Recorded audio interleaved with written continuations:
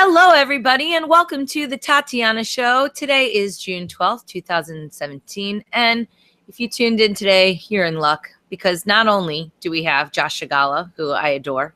Wait, let's take a break. Josh, hello. How are you, my friend? Tatiana. Good. I'm very, very good. I'm happy to see you. Yeah, you too. You too. It's been a while. And in the meantime, the whole crypto world's gone absolutely insane, like Lunu Lala land. I like it. Yeah. I'm enjoying the bull run. I even convinced my dad to buy some Bitcoin. So I set him up with a Coinbase account. And then I found out that Coinbase sucks for the 450th time. I found this out because they were like, we were trying to enter in his account number and they're like, oh, sorry, you can't add in so many accounts within 24 period. And I'm like, we didn't even add one. And what was so frustrating was that I knew that that I wouldn't be able to get anybody to care for at least 2 weeks, because that's about the turnaround time that I get on my replies to my tickets. Yeah. So I wasn't actually intending on bashing Coinbase, but you know what? Honestly, it's a real disappointing service, and they need to get that feedback. And considering they have no place to actually give it in a way that gives me some satisfaction, since they never reply to my complaints, I'm doing it here on the Tatiana Show, calling out companies for having poor customer service. They just actually posted a blog post recognizing and admitting that their service has gotten so popular that customer service has been a real challenge, and they laid out a bunch of steps that are going to try to address that. We'll see if that actually works. I still burn with hatred for them. I do use their service. It's going to be a tight battle to the finish of whether or not I will love or hate them. You know, they're going through a lot of the issues with services like Coinbase or any exchange. I mean, we see it as well. Is literally, when you have a massive scaling, you can scale servers, you can scale all this stuff, but to scale things like customer service is actually quite hard. Especially in a really complicated industry like cryptocurrency. It's hard enough for anyone to understand, let alone customer service agents who have to have an even higher level of understanding to be able to explain it and solve problems and stuff. Absolutely. They take very high fees for me to use their service. I don't care about their little whiny crap. I'm sorry, but they've been a huge company since the very beginning. Get it together. They've had years and years and years to start providing people with something passable. Get some people in China, write me a little letter, get them for $2 an hour, go on Upwork. I mean, this isn't that complicated. I get it. It can be, but they've been nothing but offensive to their client base, in my opinion. I mean, their lack of respect for my time, for other people's time, the way you can't sell Bitcoins when the price is rushing. You can't do a lot of things most of the time on their site. I mean, it literally works how it's supposed to, maybe 30% of the time. But tell us how you really I hate that.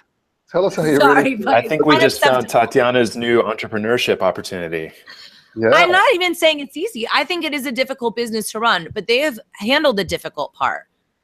Like, I know don't be cheap. we already Hire have some Tatiana people. coin, but I think now we need Tatiana base. Tatiana base. Yes. Oh, well, you know what? There might be a Tatiana base coming up soon, which is a whole other can of worms that was opened up this weekend. I'll tell you guys about it once I know more, but Hey, you would not Tatiana, believe the base. By the way, everybody, we're joined today by... Wait, I think we have to introduce Matt, because I like that he's chiming in, but I feel like a bad hostess. Everybody, this is Matt Phillips from the Free State Project. Welcome back to the show. Thank you. Thank you. Good. So wait, Josh, what were you going to say? Sorry, I didn't mean to step on you, but I just felt really awkward. No, I was saying, who is this handsome man here that we're interviewing? Oh, yes. From the Free State Project. An amazing project, the Free State Project. If folks you haven't heard about it, it was, man, I've been following this Free State Project for, it must be 12 years now or more. Is that how long it's been going on? Wow, that's a long effort. Actually, Jason Sorens originally published in 2001 the article that said, hey, maybe instead of libertarians losing everywhere all the time, we should try to concentrate our efforts. And then in one place. And then by 2003, all the people who were like, yeah, that's a good idea, they got together, they looked at a bunch of different states, and they picked New Hampshire 2003. So it's been going since then. Right on. I like Free State Project. I don't like the cold. I will say, but I do like skiing, so it's a mixed bag. I'm really excited. I wish that you were coming, Josh. And I know Matt will obviously be there as he's officiating, sort of. But there's PorcFest coming up next weekend. So this weekend, I'm going to go sing at the Fee convention down in Atlanta. And then I'm flying up to Boston. I'm getting up to PorcFest a little bit early. I'm doing a talk about cryptocurrency. Me and Lynn are doing Art for Ross again. I'm doing a set. And actually, Ron Noyes is joining me because Jordan couldn't make it. But I was pretty excited because me and Ron have never played together. So that's really fun. But yeah, I'm really excited to be a part of it. So thanks, Matt. We've been promoting it and stuff. But maybe you can tell people who are kind of on the fence why PorcFest is so awesome and why they should come. Sure. So the Porcupine Freedom Festival, affectionately known as PorcFest, pork like porcupine, although there's plenty of bacon. In fact, we have a pig roast on Saturday, is the annual summer event for the Free State Project. It's held at a campground in northern New Hampshire called Rogers Campground. Next week, June 21 through 24, that's Wednesday through Saturday. So that Sunday is sort of pack up and go home. We got a great lineup this year. Patrick Byrne, CEO of Overstock, is going to be keynoting on Saturday afternoon. We've got Darryl Perry, was the Libertarian Party presidential candidate, or one of them, last year, and is currently now the chair of the LPNH, the Libertarian Party of New Hampshire, which just last year got ballot access here in New Hampshire. You can actually register as a Libertarian in New Hampshire if you want. Will Coley of Muslims for Liberty, also a Libertarian Party vice presidential candidate, is going to be there. Judd Weiss, also a Libertarian Party vice presidential candidate, is going to be doing one of his photography classes, so you can learn to shoot like Judd, which is great photographer, by the way, folks. Oh, really? What day is he doing that? I've been meaning to. Oh, shoot. I got to order my camera back. Okay. You're reminding me because I left my camera with my friend in California. So Thursday. What day is he doing his thing? He's doing on Thursday, the 22nd, and it's $100. And he will spend, I think, about 6 hours teaching you all the tricks of the trade. He did one at his house in LA a couple of weekends ago, and some of the shots coming out of that were amazing, and people were I was there. really stoked. Oh, yeah. Okay. Yeah, but we couldn't get my camera to work, so I missed out, and that's why I just discovered that the lens on my I just bought a new camera too, and the lens on mine I discovered is busted, so I just ordered another one on Amazon today. So, all right. So Ovens is going to be there too. Ovens O'Brien, up and coming libertarian feminist blogger, also photographer. Reason's bringing a few people: Robbie Suave, Elizabeth Nolan Brown, she and Vin Armani of Gigolo's fame and the Vin Armani podcast, the Vin Armani Show, and Bella Robinson, who's a noted sex work activist, are going to be doing a panel on sex work decrim. Bill for which has been introduced the last couple of years here in New Hampshire. I think that's going to be an exciting new area, a new front in the fight for liberty, especially here in New Hampshire. Connor Boyack of the Libertas Institute in Utah, also the author of the Tuttle Twins series of libertarian books for kids, is going to be there giving out a bunch of books. Dale Brown from the Threat Management Center in Detroit, Derek McGill from Praxis, Matt and Terry Kibbe from Free the People, Lynn Ulbricht, as you said, and of course, the very lovely Tatiana Moroz is going to be singing and talking. Yeah, isn't Brian doing something with us too from Sovereign Tech? Brian, he's doing I believe, like a whole thing. I think he's doing a whole security thing, which I'm excited about because I always like getting tips on that. I don't really. It's a moving target for sure, and it's something that everyone, even people who pretty much know what they're talking about, could always use the latest info on. Well, the thing with Brian that I like is that Brian knows how to speak Tatiana language, like in other words, human, right? And he doesn't only speak tech, and he's very funny and exciting, so it makes it less like a torture chamber. Yeah. So anyway, there's a lot more. You can check out the full roster and all the activities. There's day-long activities for kids. You can check all that out at porcfest.com, porcfest.com. There's a Facebook group and a Twitter account. $80 for general admission, $150 for VIP. Kids are free. What does VIP get you? I want to know. Well, there better be snacks. VIP stands for Very Inspired Porcupine. And you do get an upgraded swag bag. You get access to the VIP tent, which has complimentary cocktails and beverages, and food too. I'm getting reminded by former PorcFest organizer. And then there's camping, there's a spot for RVs, there's a motel, and you can find out more about all that on the website. Awesome. And there'll be art for Ross, everybody. So even if you're a bad artist, you can come and join us because there's no talent requirements. Although there's some really good, we did art for Ross for the first time last year at PorcFest. So it's exciting to see it on the schedule. And I think everybody had a really good time. Maybe I'll play some songs. It'll be a good jam. Yeah, definitely looking forward to it. Cool, great. So is there anything else you want to tell us? I know you're probably, where are you in Africa? What are you doing there? I just got back from Africa, which was actually a really fascinating trip. I bet it sucked. I'm just kidding. It was awesome just like for the safari, seeing all the animals and everything. But I was also visiting this conservancy that is working on basically like a new model where they're working with the local tribes people who own the land to try and get them a slice of the tourism dollars for the people that are coming to see the elephant, so that they're incentivized to protect the environment there and the animals and fight against the poachers, so that they are trying to create this like long-term sustainable capitalist model for conservancy, so that everybody's interests are aligned to protect the resources that we all agree that we want to have continue to exist. So I thought it was really fascinating from sort of a libertarian philosophical perspective about how to do something that people usually assume libertarians don't care about or don't know how to handle. So that was a really interesting thing to see. Steve Irwin was doing a very similar thing in Australia when the late Steve Irwin, and he spent all of his wealth pretty much on buying up huge plots of land and making them conservation areas for and safe areas for native species in Australia. And it was always very inspiring to me, because people would always say, private, no, it's gonna, miners will come in. It's like, no, actually miners come into where the government owns the land and, corruptly sells it off under the table because they don't care. It's not anything to do with them. They're not passionate about the land.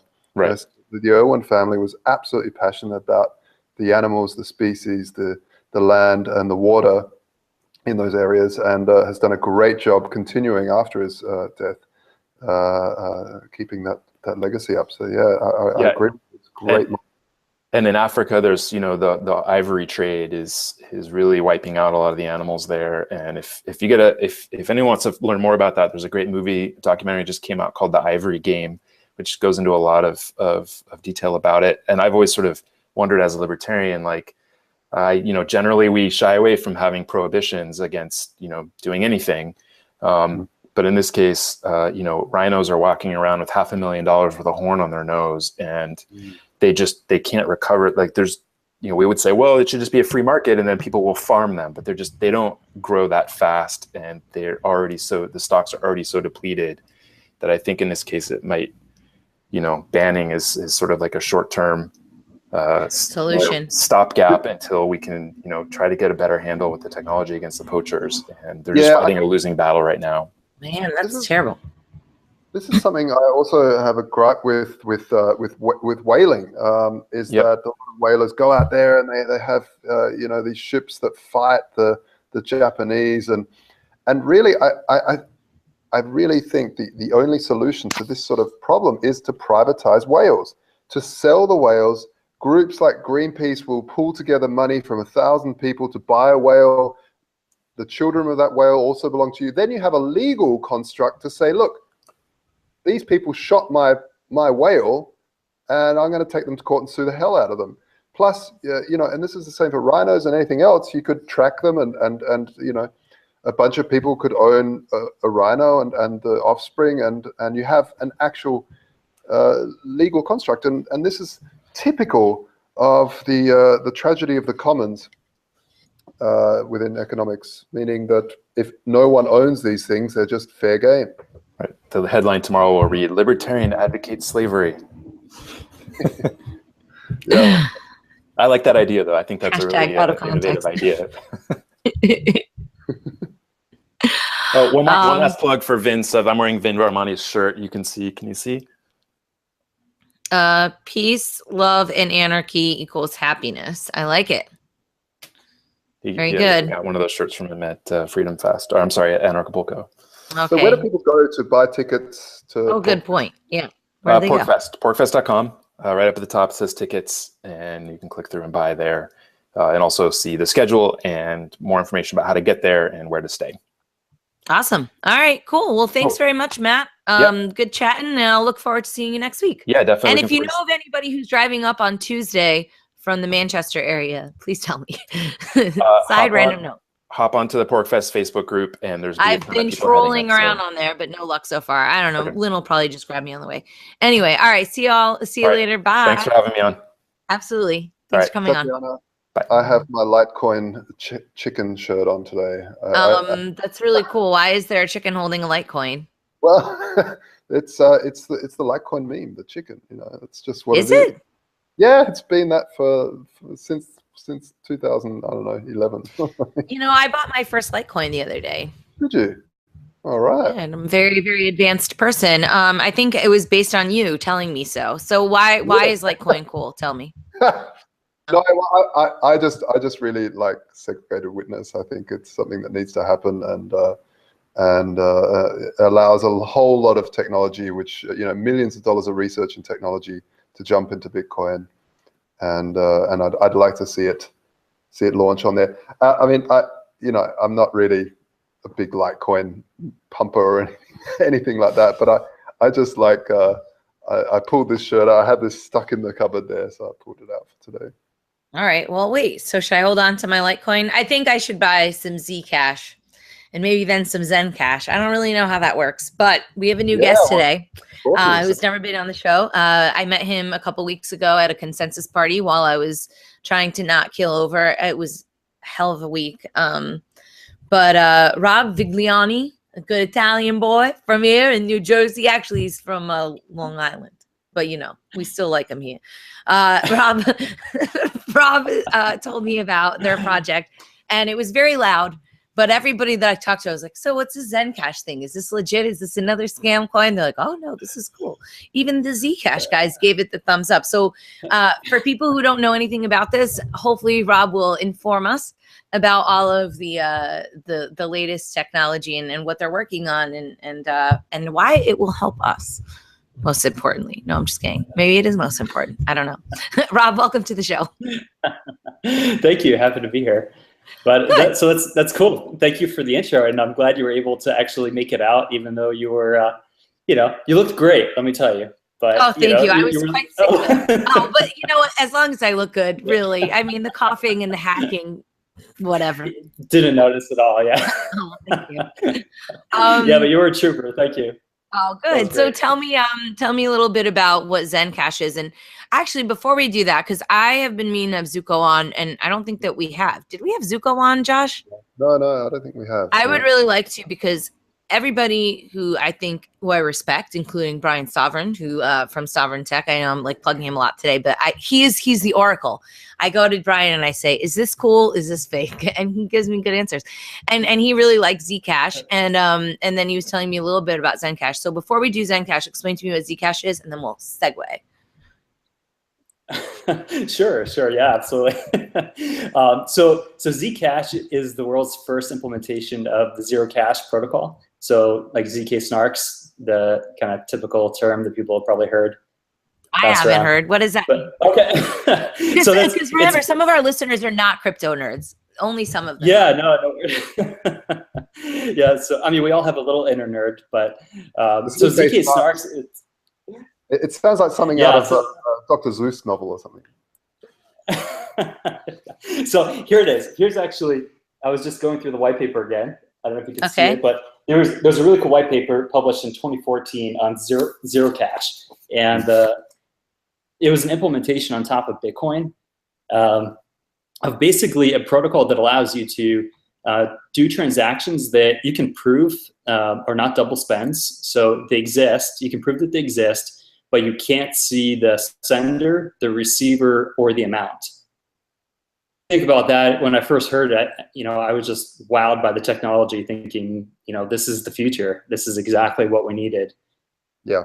Right. So So from this paper in 2014, Zuko, you know, I think he should be all of our heroes, because he went into a deep dive effort to grab from these brilliant cryptographers their implementation and put it into code. So ZCash was the world's first implementation of the zero cash protocol. I mean, that's it. He basically created a way for us to obfuscate completely transactions, you know, sender, receiver, amount. So it's kind of brilliant.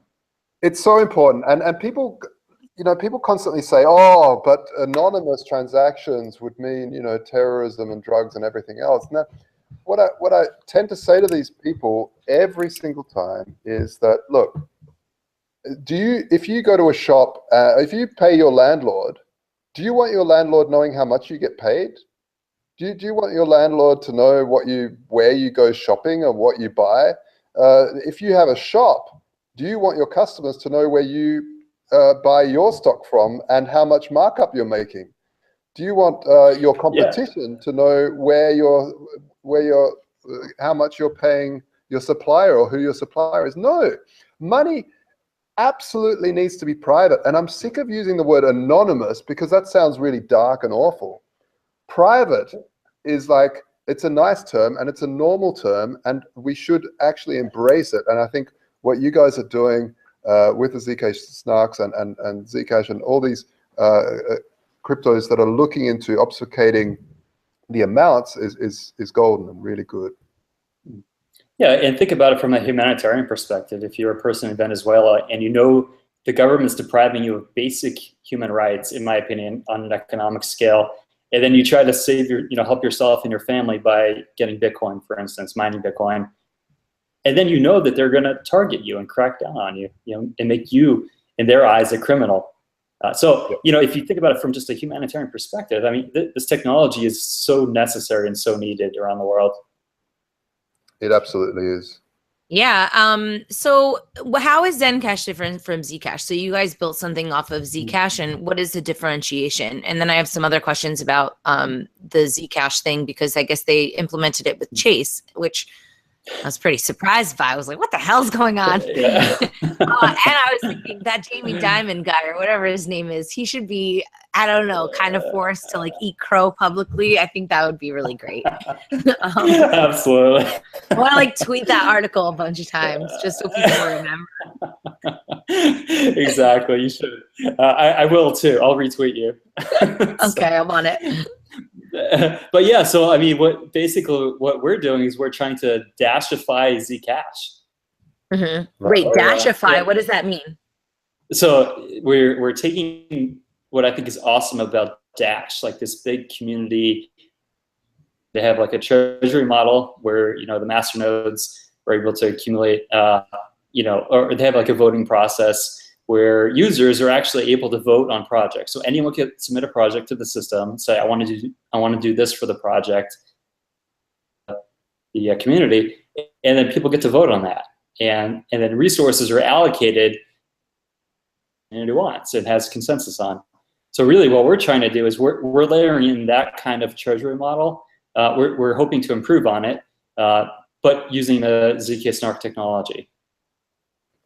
And then just from from a philosophical perspective, I mean, I'm an anarcho-capitalist personally, and I want to see the world decentralized. So, that's kind of the goal. I'm viewing, us as targeting that market that, Zcash is now partnering with JP Morgan. You can see the market pivot that they're taking towards the enterprise customers, for better or worse, but that leaves a huge market void for those, who don't want to go in that direction. In terms of, a lot of blockchains have an inherent scaling issue. How do you see that playing out in ZenCash, or do you guys think, are you guys thinking forward about that? Because I think it's something that is inevitable in anything that succeeds in terms of blockchain tech. Yeah, I'd like to your opinion on that. Absolutely. Right now, I wish we had a scaling problem. Our blocks aren't that full, compared to Bitcoin. But it's important to think about this stuff ahead of time and just grab the lessons learned from what we see out there. So I can tell you it's definitely a part of our architecture. And the first solution that popped to mind was we want to be the first Zcoin with SegWit implemented so that we can eventually get on the Lightning Network. That right away would have been a really quick scaling solution. But I'll reserve those kind of architectural decisions for the community. It's it's not like my opinion, everything, right? So, but that's one path that's on our solution space, and and others. So we're partnering up right now with guys a lot smarter than me on the technical side. So I'll definitely leave making to the overall group. Great. And is there how's the distribution model?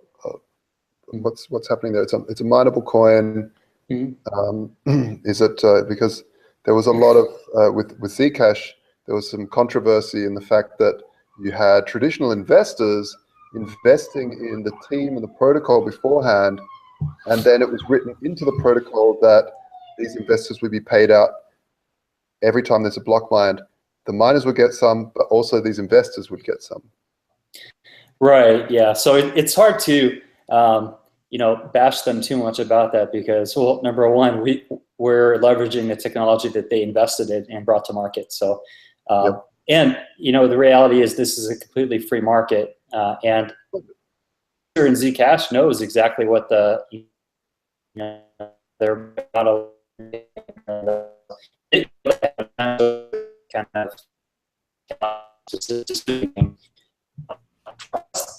came from the ZClassic community, and that's with ZenCash, we're essentially a hard fork from ZClassic, and the reason we did that was because in ZClassic that was essentially a 100% identical clone of Zcash, right? Except for maybe I should say 98% clone, because we changed a few key parameters. We changed the founder's reward, that 20% reward diversion that went to the the early investors, and we changed the slow start that we viewed. Initially Zcash started off with kind of an artificially slow emission rate on new coins, which people in the market figured was kind of like intentionally designed to boost the price. So the whole thing with ZClassic was we love the technology, we love the idea, but let's make it a more egalitarian version. All right, so that's where ZClassic was born. Where it was essentially a clone except for these controversial features. So ZClassic from the start was meant to be fully egalitarian, no pre-mine, anything silly like that, no ICO. Really just we start from scratch like any cryptocurrency should start, and everyone has a fair opportunity to grab some. And the reason we forked from ZClassic, and this is important, was we wanted to actually that same egalitarian distribution, but then in that community from ZClassic. So essentially, the hard fork from ZClassic meant that every ZClassic holder before the fork could redeem Zen.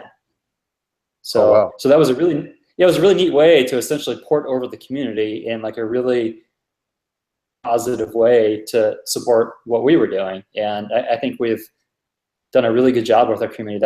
I think that's the biggest attribute that we have. We have some really good, cool ideas, but I think the best thing that we have is a really supportive, grassroots community. How do you know how many people are in the community? Because you know how many people have coins? Yeah, I mean, it's tough. You don't know for sure. We have metrics like, email subscriber list, Slack, number of Slack users, number of Telegram group users, things like that. How do I buy ZenCash if I want to diversify? Yeah, so Bittrex is our partner exchange right now. Bittrex is where most of the volume happens. I love Bittrex, and not just because they're partnering with us, but they've done a really good job. I think they have a ton of credibility when it comes to security, and they've been one of the first, I think, great exchanges to really diversify into altcoins and really give us a chance. I have another smaller exchange called Trade Satoshi that lists ZenCash, but there's plenty more to come in the pipeline. Okay, cool. Josh, any questions? Oh wait, well, Rob, why are you interested in this? Where did you come from before you got into this project? I mean, were you a technologist earlier, or? What's the scoop? So my background is actually, I was a military scientist, a physicist and mathematician. As an officer there for Space Command. And I did like, the satellite radar work and rocket launch vehicles and all that kind of stuff. But then I went to the consulting side, and I was always just a huge fan of economics. I minored in that in college. So, I was doing this, science work, and then I was just kind of drifting off into this whole Milton Friedman world. And, it just started grabbing me and drawing me in further. So then I, in finance, and then just more consulting work, and then my PG in finance, or financial economics. So that's where I am now, kind of my evolutionary path. Probably the big thing for me was when I came across the market for liberty. I was always one of these like Milton Friedman style libertarians. For liberty was that moment where I thought, wow, okay, maybe this isn't an exact prescription for how the world will work, but hey, it's at least one alternative that could be real. You could actually have a fully voluntary world, and maybe we won't be there next year, but it's at least, it hit my head as, this could be a possibility. So just start working in that direction. Definitely. In terms of the DAO, because I found that what I find really fascinating is this whole ability for people to stake in a project by holding some coins. And like you were mentioning, let's say I want to start a radio show that promotes, that just talks about ZenCash, or start I don't know, some sort of marketing campaign. Then I can submit that proposal to this decentralized group of people that are also totally anonymous or private, and then those people will vote on how much block rewards should be given every month or every block or whatever to that project. And I think it's just such a fantastic way of grouping people together and building on a decentralized governance model. I find it so fascinating. Does it work exactly the same as Dash, or is there tweaks that you guys have made? So I'll tell you, I absolutely love this concept of a DAO. I'm just fascinated with the idea that, like you said, you can just decentralize this decision-making process and get. We're not there yet with ZenCash. So in our white paper, we laid out a plan to get there. So we launched with essentially kind of launched like a small startup company saying we're going to build this technology and here's the path we're going. Kind of like a team of people that make those allocation decisions. We're somewhat like a temporary trust group, for instance, of to be 100% decentralized. That's our big rush right now for our technology growth path, but we're not there. So everyone should know that, it's the people that you're putting your faith in. Like I'm one of them, and we have some other really awesome people out there who are senior members of the project that for at least the next 6 months we'll be making those decisions as we build out that fully decentralized voting process. But I'll say we're going to basically do like how do I say this? It's kind of like a hodgepodge, down and dirty way for people to submit voting, proposals for us to the community for feedback. But the people actually making the decisions will be kind of like the core group of founders. Yeah. Where are you guys all based out of? Like, where are you based? And where is everybody kind of like remote, I guess, as most projects sort of seem to be? Yeah, I mean, our goal is to be global from the start. So, but I mean, in the crypto world, there's just such a heavy U.S. Focus, U.S. and Europe. So that's where a lot of our team is. I'm in South Carolina right now. We have team members in New York, Colorado. Where else?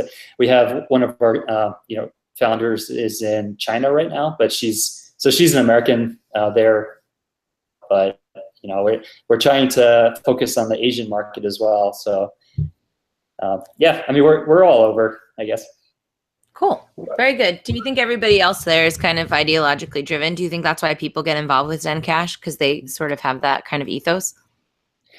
Yeah, so for a lot of these projects, that's how it starts. You have a group of people that with similar values. They're not going to be exactly the same, right? Maybe I'm the only anarcho-capitalist for all I know. You know, I try not to, you know, put my philosophy in people's faces, right? Until I hear them say something crazy, like, you know, using violence on other people. But you know, but as someone who really believes in freedom, and I don't just say it as a punchline, I think that everyone should be free to have their own beliefs, and I'm perfectly happy to work with anyone. You know, I'm perfectly happy to work with Janet Yellen or Ben Bernanke on, you know, you're collaborating with us on what kind of policies we should have. But you know, they're not going to have any more authority than anyone else, right? So I'm willing to sit down with anyone and work with them, so long as they're not able to influence. Force or something like that on to coerce us to do something. So I think that's how these projects start. They start with people who are like-minded. They attract in an early community people who are, you know, it's maybe like a concentric circle. The broader your community gets, maybe the more diluted the philosophical mix becomes. But yeah, that's not always a bad thing. The technology protects it. The technology is really the statement, right? It is the implementation of the philosophy, and then maybe other people coming about it. Are you guys doing anything to kind of educate non-crypto people about your project? Like, where are you guys going in terms of letting people know about it? Well, there's this really cool podcast called the Tatiana Show. So I figured that would be awesome. Good answer. Very good. I like the fact that you haven't gone for an ICO, because ICOs right now, they're really, for me, they're an absolute la-la land. You're seeing projects that don't even have they just have some really sketchy white paper, but a really beautiful website, and people just dump into this stuff. What I like, though, is that the DAO concept allows for the developers to continue having an income stream to develop through the blockchain, paying the developers to continue upgrading and working on this stuff. Saying that, I think there are some really good ICOs, and I do like the idea of an ICO. I just think right now it's out of control. No, I totally agree with you. That's something that philosophically we started with that idea, but there's no way we're doing an ICO. And there's not like there's something inherently wrong with ICOs. The problem is that there's just a lot of noise, and it's hard to figure out the signal in the space, right? Teasing those things apart. And I'm all for 100% free markets, but you know, this is a very new market, and there's going to be a lot of hype and a lot of, you know, like information asymmetry, basically, where people don't know what's real, what's legitimate. You know, it's hard enough even if you were presented with a list of 10 really good projects to figure out which one of those will be successful, right? Yeah. So it's hard, even in the best of information environments. And this is just such a cluttered information environment. I think what would be really cool to see, and if I had more time, I would love to work on something like this, but just some sort of like independent, screening service where you can just provide, kind of deep down research on different ICO projects and provide, in a way, like a free market validation. Yeah, absolutely. Thing. Absolutely. I think would be great. Would be great. So, but the blockchain is paying the developers. Is that how? Yeah, exactly. So that's the thought. Is at the core, you have to maintain the blockchain, and then you want to grow it out, add features and all that. Then you want to do other projects around that. Like obviously wallets, integrate with other hardware devices, and then you have community projects. You want to do marketing, outreach. And there's plenty of other ideas. Like I personally would love to do something like a random draw on like what do you call that? Kind of like random act of kindness, like random act of we're just picking someone from random and giving them something. I would love to do something like that. So maybe I'll submit a proposal like that to the DAO. right? So, but I mean, we have our needs, and the initial needs are we have a lot of development work ahead of us. So that's where a lot of the resources are going. Yep, understand. But it sounds like a really interesting project. I'll have to check it out more. Are you guys having any presents at PorcFest? I wish. You know, I was just thinking about that. I know. I wish I'd planned this, but you know, we just launched 2 weeks ago, so you know, we're kind of getting on our feet. Yeah, but you have to have like a person. If there was ever a place that is going to go for this, they should send you or someone from the team to come and hang out with us up in New Hampshire. Because if there was ever a place where there's like the foundation, I think PorcFest is one of the defining events of the year, without a doubt, of anarchists, of any, you know, I mean, Freedom Fest is kind of like neocons that like maybe a little tiny bit of liberty, but, and you know, I like Freedom Fest too, I'm performing there, but, you know, PorcFest has got a lot of soul. So regardless, I'll tell people about it, and I'll send them to this website. So well, I'm gonna boots on the ground. I'm gonna try. Yeah, no, I'll tell you right now. I'm gonna try to go. So. Very wise decision. Josh, come on, buddy, get in there. I know. Yeah, I wish. Tatiana. I'm just telling you, Josh. In fee, I have an extra bed in my hotel. I don't know about what's going on at PorcFest, but anyway. All right, fine. Now that I've invited everyone on my show to all my upcoming events. We should probably give it a wrap. Rob, is there anything else you want to tell people? Like, where should they go? How can they find out more and get involved? Yeah, so I guess the first step is you can check out our website, zensystem.io, and then from there, there's a whole bunch of ways to participate. The Slack channel is extremely active. We're always there. You know, reach out on Twitter, reach out on any of the other message boards, our forum. Our community is awesome, so you'll find out pretty quickly once you're there. You know, we've kind of muted not censored, mind you, but we don't have too many trolls that are attacking us at the moment. So we have a lot of really cool people on there, just happy to help. I hate the trolls. I didn't even know what trolls were until I got into crypto, and now I know, unfortunately. Not that I get trolled, but I don't know. It seems like a crappy attitude to have. All right. Well, thanks very much, Rob, for coming on.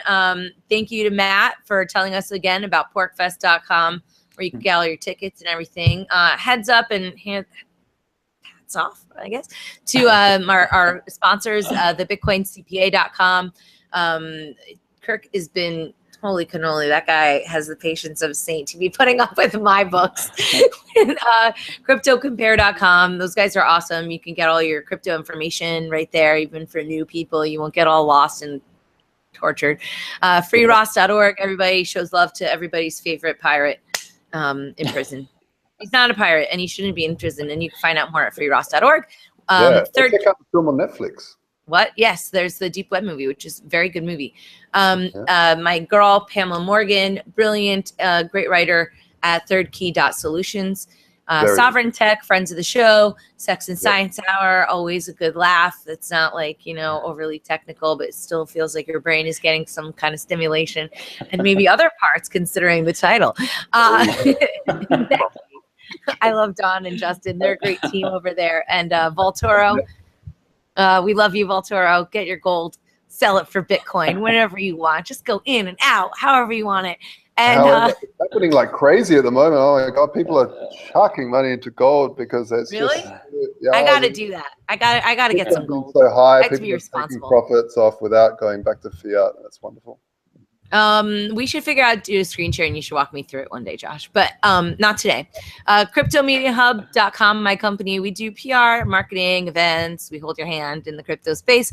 And of course, everybody should go out and buy my new record, Keep the Faith, the best record you will ever hear, except for my other two, and probably a whole bunch of other records. Where do I go right now, Tatiana? Where do I go to buy that? People should get it from me directly, because if they buy like a physical CD, I can autograph it for them.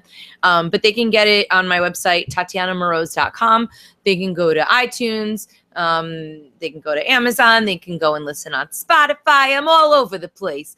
And if you want to preview it, you can listen to it on SoundCloud or YouTube. And then you don't have to buy it right away. You can check it out. But I'd appreciate it if people gave me some money. And if you buy it, do you get some Tatiana coin with it, or can you buy it? How does that work? You know what? So about Tatiana coin, I'm so excited about it, and I got these really cool tokens. I'm going to give them out at PorcFest, but I want to start giving away a little bit of Tatiana coin with any purchase, so this way I can kind of incentivize people to try out the system. But tokenly, we just took on a new advisor who I adore and think is awesome.